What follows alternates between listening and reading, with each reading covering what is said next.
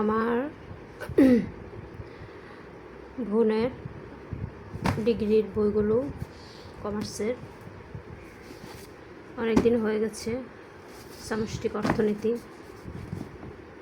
মুদ্রা ও আন্তর্জাতিক ব্যবস্থা, উৎপাদন ব্যয় ও হিসাব বিজ্ঞান, ব্যবসায় যোগাযোগ, তারপর হচ্ছে নিরীক্ষা শাস্ত্র, তারপর হচ্ছে বাংলাদেশের অর্থনীতি, উচ্চ মাধ্যমিক ও বাণিজ্যিক ভূগোল, সামষ্টিক অর্থনীতি,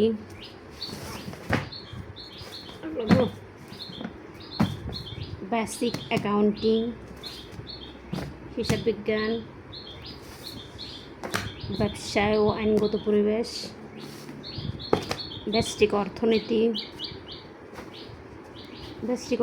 মাইক্রো ইকোনমিক্স, বাংলাদেশের করবিধি, সামষ্টিক অর্থনীতি, কস্ট অ্যাকাউন্টিং, মুদ্রা ও ব্যাংকিং আন্তর্জাতিক ব্যবস্থা, সরকারি অর্থব্যবস্থা, ব্যাংকিং ও বীমা ব্যবস্থাপনা,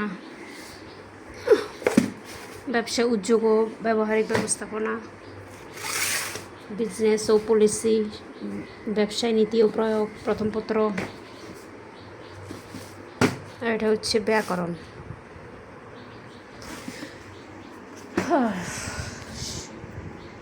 আমার বোন এখন এমপিভুক্ত শিক্ষক, ফিজিক্যাল এক্সারসাইজ শিক্ষক, ফিজিক্যাল এডুকেশান শিক্ষক। বইগুলো বিক্রি করে ফেলবো আমরা।